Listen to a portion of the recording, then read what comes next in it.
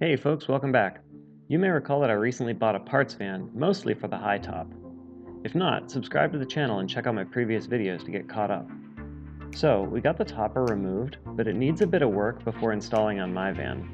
In this video, I'll show you how I repaired the fiberglass and painted the topper with Raptor Liner.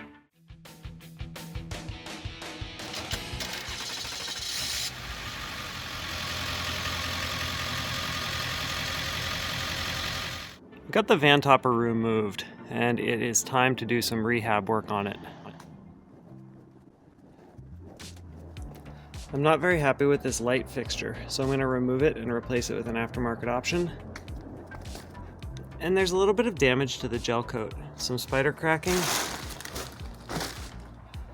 that extends the length of the topper. The damage is particularly bad at this corner.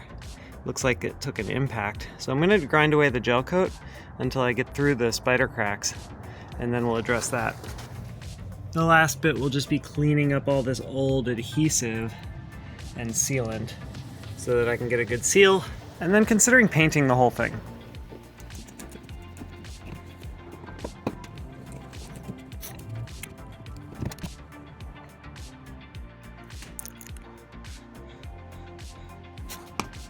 So you can see we've got a good bit of cracking here.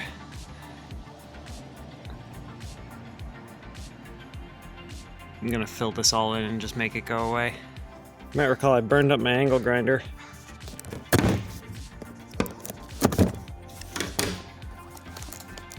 So I went ahead and picked this one up for $15 from Harbor Freight. I don't think it'll hold up to much, but hopefully it'll let me grind that gel coat. Yeah, looks all right. I'm super curious to get a look at what's under here. I'm not going to be able to grind and film at the same time, so I'll take out some material and show you what's underneath.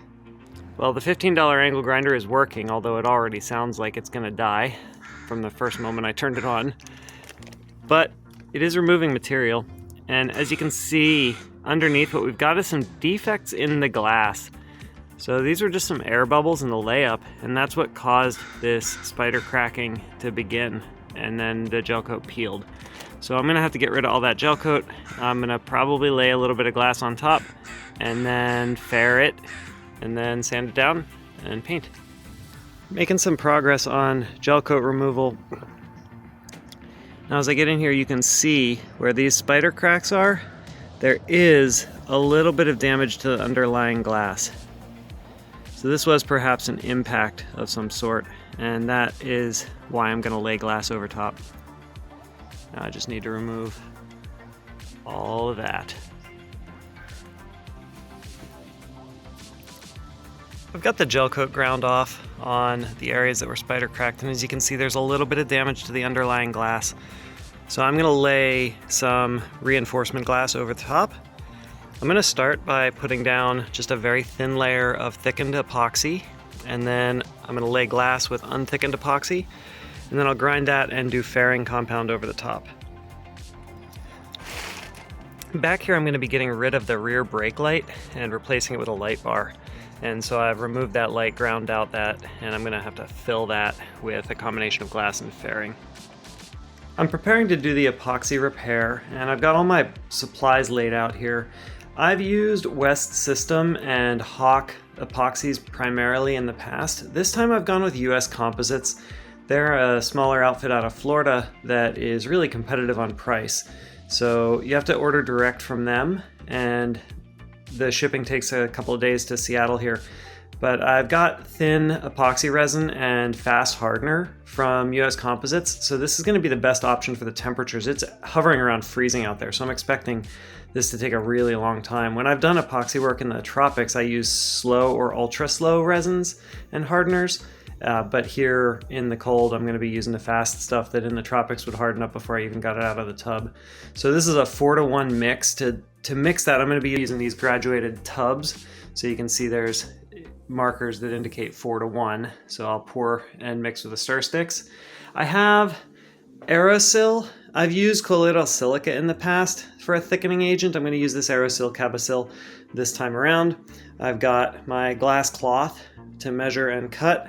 I've got some gloves and paper towels, some tape for cleaning up edges, and then I like to do cleanup with denatured alcohol. I feel that that's the best to wipe surfaces and to clean up tools afterwards. I start by giving everything a good thorough wipe with denatured alcohol, and that's going to be my surface prep for the ground areas. All cleaned up, now I'm going to measure and cut my glass. Now the easiest way I've found to do this over time is just to lay this out and then trace it with a Sharpie. Now I've got that outline traced, I can just go ahead and cut. Okay, I've got my glass all cut for the lamination. I'm gonna do 2 layers, and I've cut a couple pieces that overlap. It'll smooth all out once I lay the resin. Before I put down glass, I'm going to butter up the areas with a thin layer of lightly thickened epoxy. So I'm going to mix 4:1 resin and hardener, and then I'm going to mix in Aerosil until it's about the thickness of mayonnaise. And then when I have that thickened, I will spread it over the area.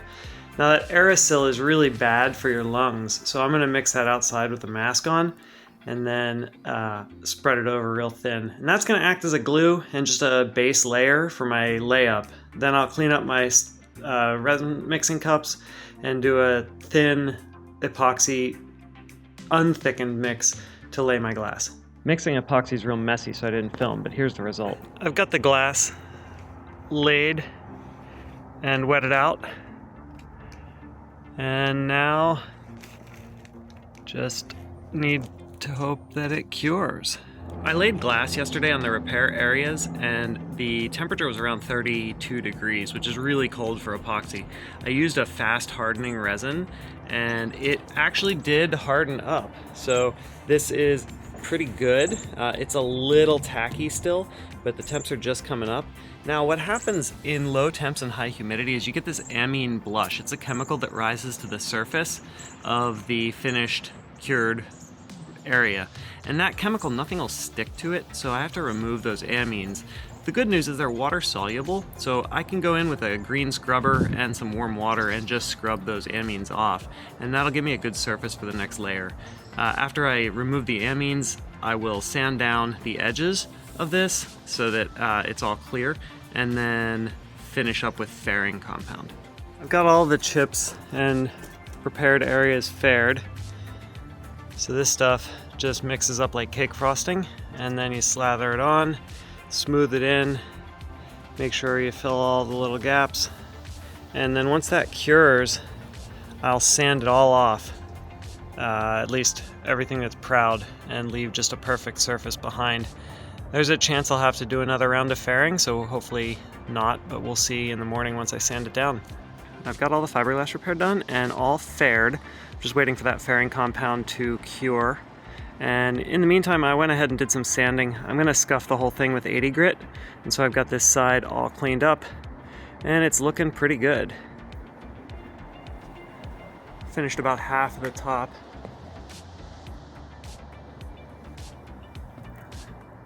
And we'll do the rest once that fairing compound cures, hopefully tomorrow. It's been a couple days since I worked on the topper. The last time out, I finished the first coat of fairing compound, and today I'm catching a lovely break in the weather, and I'm gonna get this all sanded down and finish fairing all the repaired areas. To do that, I'm gonna start by deblushing this to remove any amines. I'm gonna use a scouring pad and some hot water, and I'm just gonna scrape this all down to remove any chemicals that have come to the surface, and then we'll use a orbital sander to bring this all flush and fill in any low spots with the second round of fairing.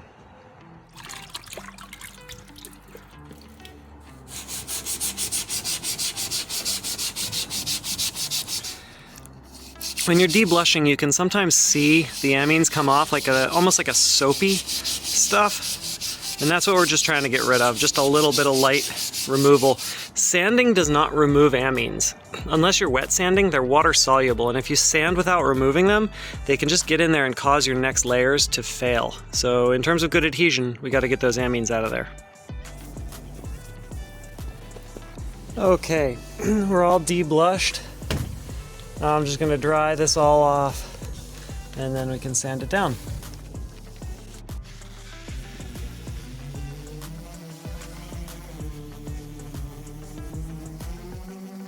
So you can see right there, the shiny spots, those are low spots. I'll fill those in with a little bit more fairing compound. Making really good progress on sanding this fairing.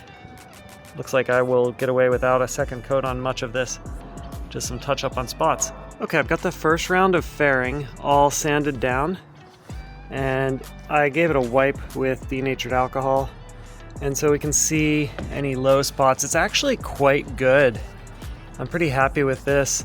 There's just a few spots like right here where I need to fill in a little bit more. And so I'm gonna do a second round of fairing on that end. And then back here where I filled in the rear view light, that's taking a lot to fill in. So I'm gonna have to do a bit more fairing on that. And there was some cracking up here, and you can see here how it appears when the fairing isn't totally filled in. I think the Raptor will clean that up, but I'm gonna do another fairing over that anyways, just to make sure. Fairing is a real mess, so I won't be able to film any of this, but I'm just gonna be doing 4:1 pours with epoxy resin, 4 parts, 1 part hardener, mixing that up really thoroughly in this graduated mixing cup, and then mixing in fairing compound until it is the right consistency, which is up to your discretion. I'm going for like pretty thick peanut butter versus mayonnaise, and then I spread it around with that orange scraper. Show you when it's done. Second round of fairing is on. It's much warmer, the temp's in the high 40s now, so this should cure a lot better than the last one. I went around the topper and filled in any little scrapes and dings. This area back here I think is probably going to take one more round of fairing to fill in appropriately. So we'll let that cure, sand it down, and do one more touch up. And then we should be ready to paint. I'm back working on the topper. I've been battling the atmospheric river with rain every day for the last couple days, but my epoxy fairing is cured, and I'm going to be able to do some sanding today, hopefully before the rain starts again. And that should be the final sanding before painting. So gonna finish up all the prep today, and then hopefully on the next nice day we'll be able to paint.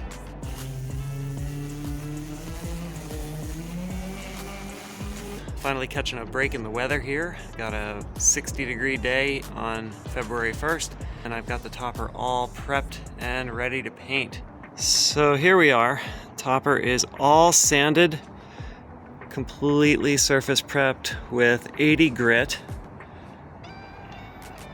I've got all the fiberglass work done, and you can see where I've faired these. They're super smooth, there's no undulations. The third brake light, same. Got that. Took a couple of coats, but I've got that, so it should blend perfectly and disappear. Up here where I had my spider cracking, I've done a couple of rounds of fairing. It's a little undulating because I didn't use a long board to sand it. I could have gotten like a 2x4 or 2x6 and put sandpaper on, but I just used an orbital and a sanding block. But it's smooth, and those undulations should disappear pretty well under the Raptor. So next up, paint prep. Got 3 days of excellent weather here at the beginning of February, so it's time to spray Raptor on the topper. I've got it all sanded down and faired. Now I just need to clean the dust all off of it, degrease, prime, and paint. Here are the products I'm going to be using for painting. I'm going to start with a Raptor anti-corrosive primer on the faired areas just to help color match so it doesn't take as much Raptor to get the white to disappear or the pink to disappear. And then we'll be doing Raptor over top of that. I got a kit with 8 liters. So we're going to be mixing hardener and tint into the Raptor liter, and then shaking that up and attaching it to the spray can to spray onto the topper. First, I gave everything a very thorough wipe down with denatured alcohol, and then another final wipe with degreaser.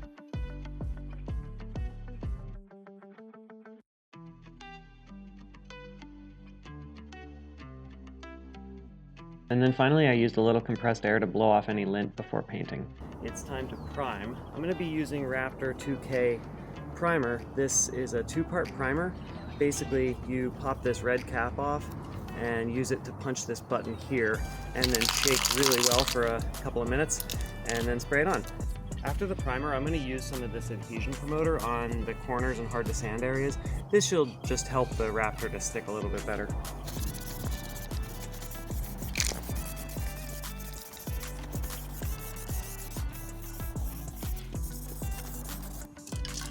Well, this can of Raptor didn't really work out so well. It has about half of the can left and it stopped spraying. That's 2 cans of this that have failed on me like that. I don't think I'm going to use this product again in the future. So I've got those areas primed. Despite my failed can of Raptor, I got reasonable coverage. So I'm going to let that dry for half an hour and then it's time to spray.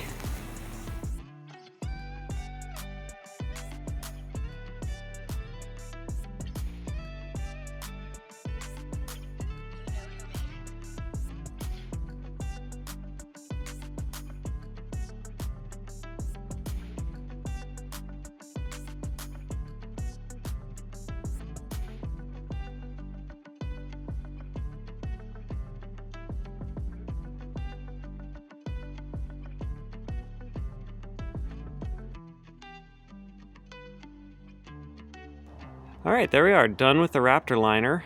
Got 2 coats, took 8 liters of Raptor, and I'm pretty happy with the result. The texture is pretty coarse. I would be okay with a little finer, but I think with the Raptor gun that they provided, that's about what you're gonna get. And there are a couple of spots where it's a little thin, but overall I think I got really good coverage. And at some point, if I repaint the van, I might touch this up, but it's going to be good to go for now. So I'm going to wrap this one up. Next time around, I'm going to show you putting on a light bar, installing a solar panel, and adding a max air fan, and then this will be ready to install. Thanks for watching. I'll drop links in the description of the products that I used, and if you purchase through those, it doesn't change your pricing, but it does support me with a small commission from Amazon. And if you have any questions or there's anything else you'd like to see, drop a note in the comments and I will do my best to address them. Thanks again. Take care. See you next time.